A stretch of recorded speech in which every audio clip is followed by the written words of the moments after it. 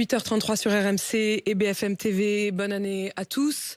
Mais elle commence douloureusement pour les Ukrainiens. Bonjour, général Jean-Paul Paloméros. Bonjour. Merci d'être mon invité ce matin. Vous êtes l'ancien commandant suprême allié. Transformation de l'OTAN. L'OTAN qui est aussi au cœur de toutes les attentions du côté du président ukrainien notamment. Pourquoi est-ce que j'ai voulu démarrer l'année avec vous, général? Eh bien parce que c'est d'un hiver à l'autre la guerre qui s'installe donc en Ukraine, une guerre longue. Et dans les vœux à la fois du président Zelensky, mais aussi de l'autre côté, du côté russe, dans les vœux du président Poutine, eh bien, ils ont chacun parlé de victoire. Le président Zelensky a dit bonne année, l'année de notre victoire. Voilà ce qu'il a souhaité, bien sûr, à ses habitants. Vladimir Poutine lui a dit nous allons rendre notre pays grand et indépendant. Ensemble, nous allons surmonter tous les obstacles et nous allons gagner. Qui croire? Il y a un an, on se retrouvait à la même place. On vivait dans cet espoir fou, finalement, que M. Poutine n'aurait pas cette audace, cette ambition d'envahir l'Ukraine. Un an plus tard, on se rend compte que cet espoir a été déçu. Donc on ne peut pas vivre d'espoir, ça c'est la première conclusion. Il faut vivre dans l'action. Après, la rhétorique des deux chefs d'État, elle est tout à fait légitime. M. Zelensky se bat depuis pratiquement un an à la tête de son pays courageusement et il a totalement déjoué tous les pronostics, si je puis dire. Ça, c'est quand même un premier élément. Les Ukrainiens ont été capables non seulement de lever la tête, mais de tenir ferme. Ils ne l'ont pas fait tout seuls, ça c'est le deuxième élément. Ils l'ont fait grâce au soutien des Européens, d'une manière plus générale des Occidentaux, de quelques autres pays aussi, au moins moralement, je dirais, au Conseil des Nations Unies. Et on va revenir sur cette aide et sur les prochaines étapes. Et donc, oui, notre espoir, il doit résider dans notre action. Et bien montrer que cette action, elle doit s'inscrire dans le long terme. On peut avoir un sentiment de fatigue, d'usure, en se disant qu'est-ce que c'est difficile. Mais songeons à nos amis ukrainiens qui sont, eux, en première ligne et qui le payent de leur vie au quotidien. On l'a vu encore cette nuit. Et c'est à eux qu'il faut penser aujourd'hui, à l'aube de cette nouvelle année, en se disant leur courage seul ne suffira pas. C'est l'alliance des pays démocratiques qui se battent aujourd'hui pour la liberté. Les Ukrainiens sont en première ligne de notre liberté. De notre liberté, c'est aussi d'ailleurs la raison pour laquelle Emmanuel Macron lui-même, je faisais référence aux vœux de Vladimir Zelensky, aux vœux de Vladimir Poutine, les vœux d'Emmanuel Macron lui-même s'est aussi adressé aux Ukrainiens et il a aussi parlé de victoire. Écoutez. Et ce soir, en votre nom, dire à nos amis ukrainiens, nous vous respectons et nous vous admirons. Votre combat pour la défense de votre nation est héroïque et il nous inspire. Et durant l'année qui s'ouvre, nous serons sans faillir à vos côtés. Nous vous aiderons jusqu'à la victoire et nous serons ensemble pour bâtir une paix juste et durable. Nous vous aiderons jusqu'à la victoire. Alors on va regarder par quels moyens, moyens humains, moyens d'aide financière, moyens d'armes. Mais ce mot victoire, je m'y arrête un instant parce que quand justement on est général, quand on parle de paix, de victoire ou de défaite, ça n'est pas la même chose. Est-ce qu'il faut absolument une victoire pour qu'il y ait paix? Les expériences récentes montrent que la victoire absolue, elle n'existe pas. Enfin, on n'a pas un théâtre... Si on met à part, malgré tout, la Deuxième Guerre mondiale, mais une victoire, à quel prix? Il n'y a pas de victoire absolue. Il y a des victoires sur le terrain, et c'est important. Les Ukrainiens nous en ont montré des exemples cette année, en défiant là aussi toutes les prévisions. Mais il y a surtout une victoire globale, c'est celle qui vise à restaurer les conditions d'une certaine autonomie stratégique des pays qui souhaitent vivre ensemble selon des valeurs communes et qui souhaitent les défendre. Et là, je pense qu'on a une victoire, au moins morale, vis-à-vis de M. Poutine aujourd'hui, c'est qu'il a été forcé de se dévoiler. Il a été de montrer quel était vraiment son dessein.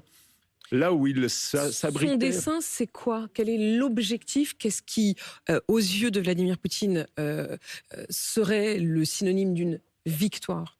Je crois que son dessein, c'est tel que je peux le comprendre, c'est le pouvoir absolu sur ce que lui considère comme la Grande Russie. Enfin, il y a eu beaucoup de thèses sur le sujet. Mais elle s'arrête où, la Grande Russie? C'est toute la question.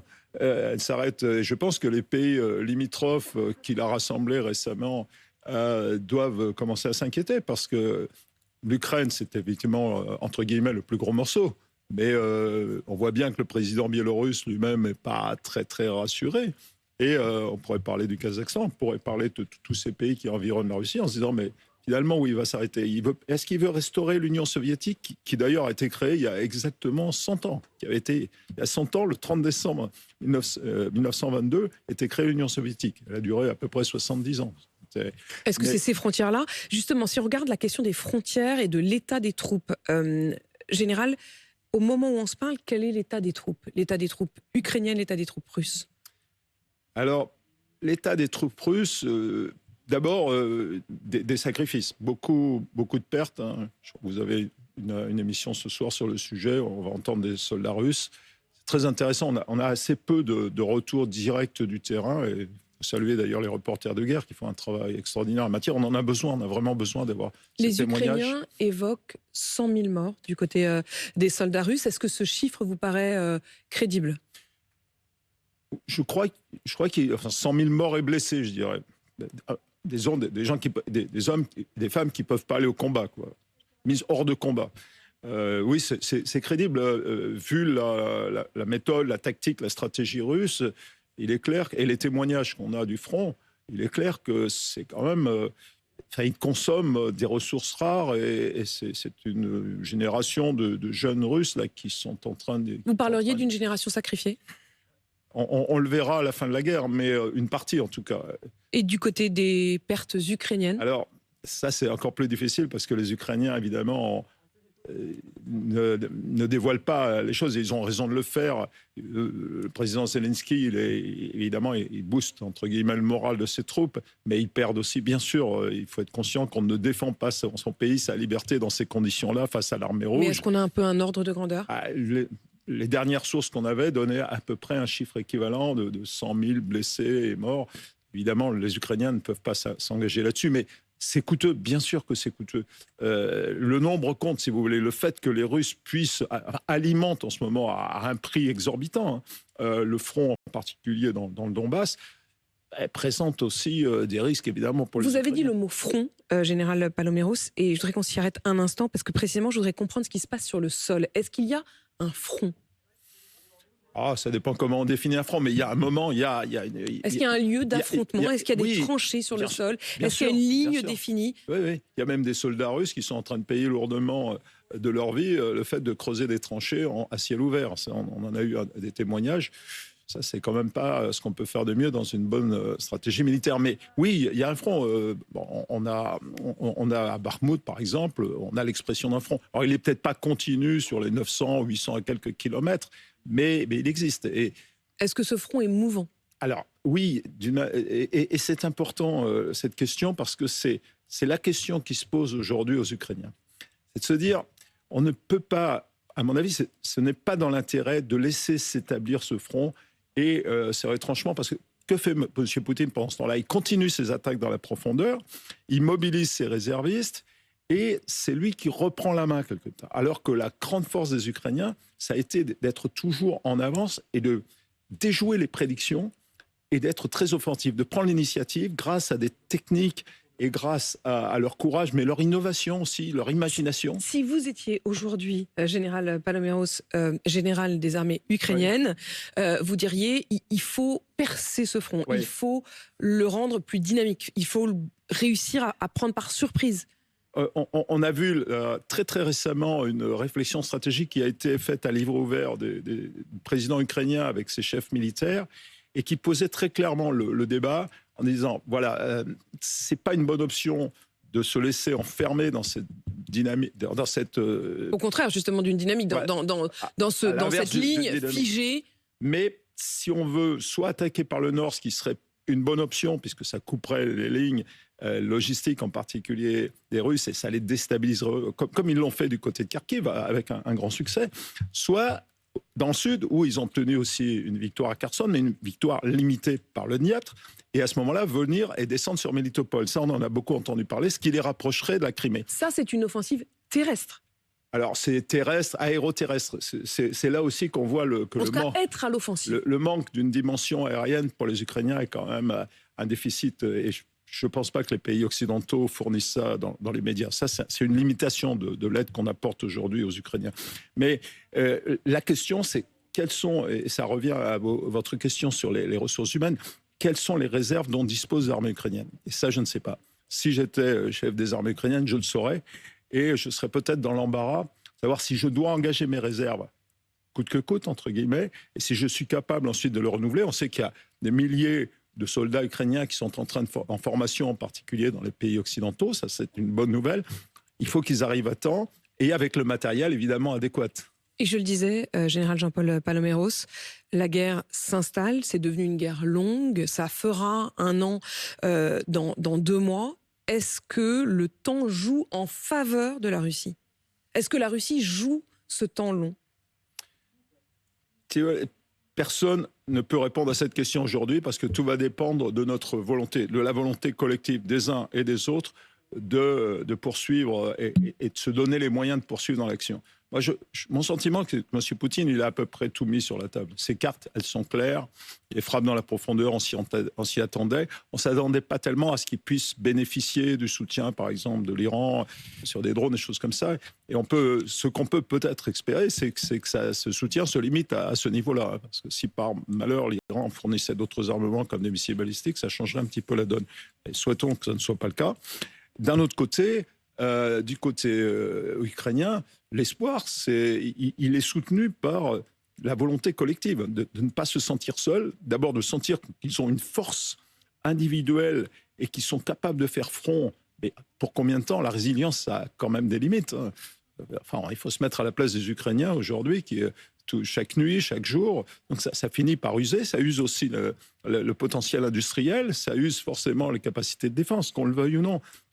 Mais qui sont renouvelés, et on vient à cette question de l'aide, qui sont renouvelés quand même par l'aide occidentale. Vous parliez des Européens, les Américains. Il y a eu évidemment cette rencontre historique entre Volodymyr Zelensky et Joe Biden à la Maison-Blanche, avec cet aller-retour entre le président ukrainien aux États-Unis, avec une aide quasi illimitée. Elle est limitée malgré tout par le potentiel, en particulier aujourd'hui, des Américains à continuer à fournir toute la logistique, l'armement, les munitions. C'est pas aussi simple que ça. On a affaire dans certains domaines. C'est une aide colossale, malgré tout. C'est une aide colossale. C'est ce qui s'est passé après la Deuxième Guerre mondiale, entre guillemets. Mais, sauf que là, il faut le faire vraiment à chaud pendant les opérations. Donc, ce qui pose la question pour les Européens de savoir comment ils peuvent encore dynamiser leur aide et de vraiment mettre leur industrie de défense sur le pied de guerre, quoi. C'est ça la question. Alors, pour nous aujourd'hui. Avant de rentrer dans l'aide précise des Français, parce que pour le coup, Volodymyr Zelensky a reçu aussi la visite il y a quelques jours du ministre de la Défense français, qu'il a chaleureusement remercié, mais on sent qu'il en veut encore plus, il aurait besoin d'encore plus. Mais précisément, quelle est la limite générale entre ce qui fait de nous des aides, des complices, des alliés, et ce qui ferait de nous des co-belligérants? Je repose cette question aujourd'hui parce qu'on se l'est beaucoup posée au début de la guerre, et puis voilà que l'aide est quand même beaucoup venue. Est-ce qu'il y aurait un moment, qu'est-ce qui nous ferait basculer? Est-ce qu'on peut aider encore plus sans basculer dans cette co-belligérance? Je pense que la co-belligérance, elle dépend de l'appréciation de chacun. C'est à M. Poutine de nous dire quelle est son appréciation de la co-belligérance. Mais nous, on n'a pas à se soucier de cela. Il faut simplement qu'on soutienne, et je crois que c'est ce qui est le cas aujourd'hui, les Ukrainiens, en fonction des besoins qu'ils expriment par rapport à la guerre qu'ils veulent mener. D'abord, ils veulent protéger leur territoire, et ça, on le sait depuis le départ, donc continuer... Là, c'est plutôt une guerre de défense. Inlassablement, absolument, parce que protéger, c'est l'essentiel quand même. Hein. Ses citoyens, ses infrastructures critiques, le pays et sa souveraineté, quelque part. Deuxièmement, évidemment, et c'est là que se pose votre question, c'est les moyens offensifs. Jusqu'à présent, et en particulier les Américains, qui possèdent des moyens dans ce domaine, nous aussi, mais... on s'est interdit de fournir des moyens de frappe dans la grande profondeur. Et ça peut commencer par une aviation de chasse, en allant jusqu'à des missiles qui ont des portées lointaines. Si vraiment on se dit il faut que l'Ukraine gagne cette guerre. Est-ce qu'il faudrait franchir cette étape? Je ne le pense pas. Pas juste tienne, hein, mais gagne cette guerre. Je ne le pense pas parce que dans la dynamique qui est celle qu'on voit se dérouler aujourd'hui, ou au moins l'affrontement tel qu'on l'a décrit tout à l'heure, c'est pas exactement de ce type d'armes dont les Ukrainiens ont besoin. Ils ont montré qu'ils étaient capables de frapper dans la profondeur, et c'est remarquable, et ça prouve aux Russes qu'ils ne peuvent pas dormir tranquilles. Ils ont été quand même obligés de reculer leurs bombardiers stratégiques sur des bases plus lointaines. C'est quand même une belle victoire pour les Ukrainiens.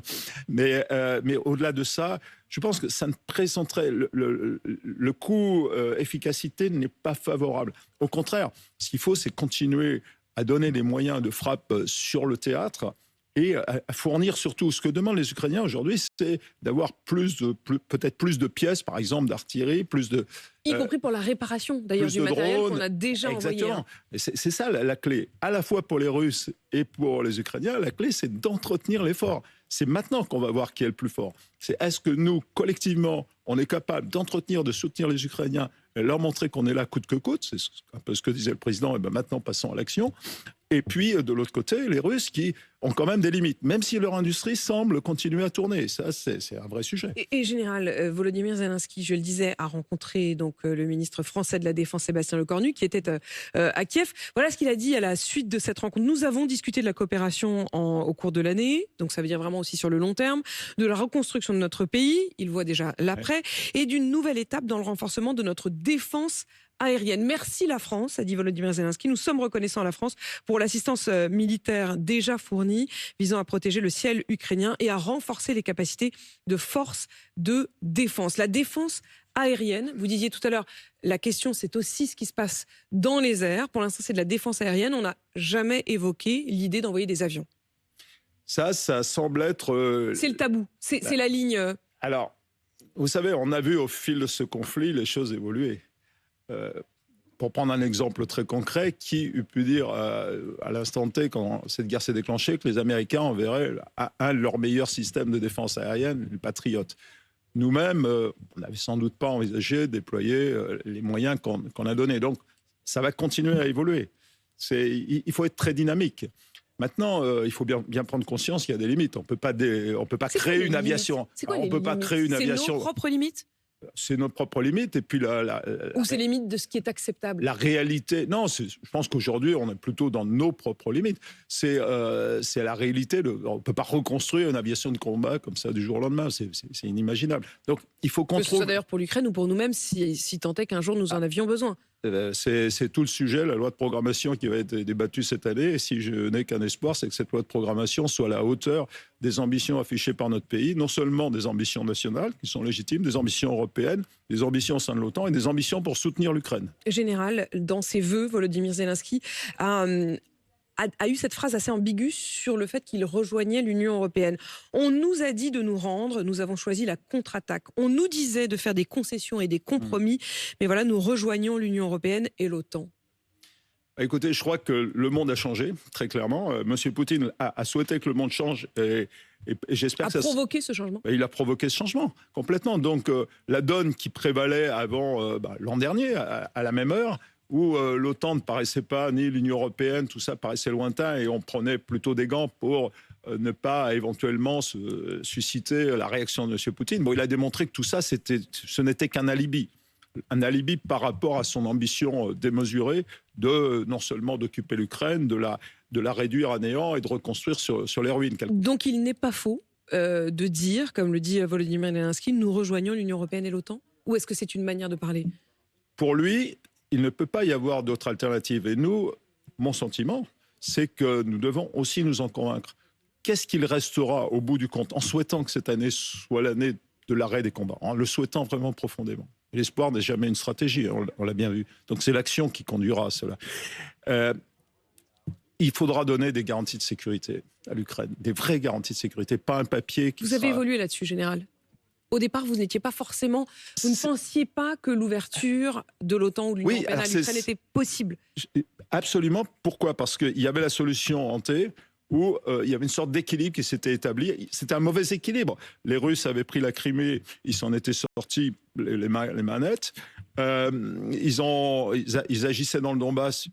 on avait admis que cette guerre, plus ou moins gelée, continuait. Et en gros, les pays, que ce soit les pays de l'OTAN, les Européens et les Américains aussi, se contentaient de cette espèce de statu quo en disant on verra bien. Et puis là, c'est M. Poutine qui a décidé de lancer les hostilités. Et vous insistez beaucoup sur ce point. Et donc, ça a changé le monde. Le monde a changé. On est rentré dans une nouvelle forme, je suis désolé de le dire sous cette forme-là, mais de guerre froide. Il l'a voulu ainsi. Et donc, il faut s'y préparer. Et maintenant, donner des garanties de sécurité. Et c'est là que l'équation a totalement changé. C'est parce qu'il a pris cette initiative folle. Et maintenant, nous devons répondre. Et la seule réponse que je vois aujourd'hui, c'est effectivement cette cohérence entre l'engagement européen et l'engagement otanien qui puisse garantir une véritable défense collective et aussi la reconstruction d'une Ukraine qui appartiendrait à l'ensemble européen, comme c'est le cas au plan purement géographique. Général Jean-Paul Paloméros, merci à vous Merci de à toutes vous. ces explications, cette perspective aussi, vous qui êtes ancien commandant suprême, allié de transformation de l'OTAN. Le monde a changé, nous sommes entrés dans une forme de guerre froide. Vous faites malgré tout le vœu que cette année soit l'arrêt des combats, même si on l'a bien compris, les vœux ne suffiront pas. Il est 8h53 sur RMC BFM TV.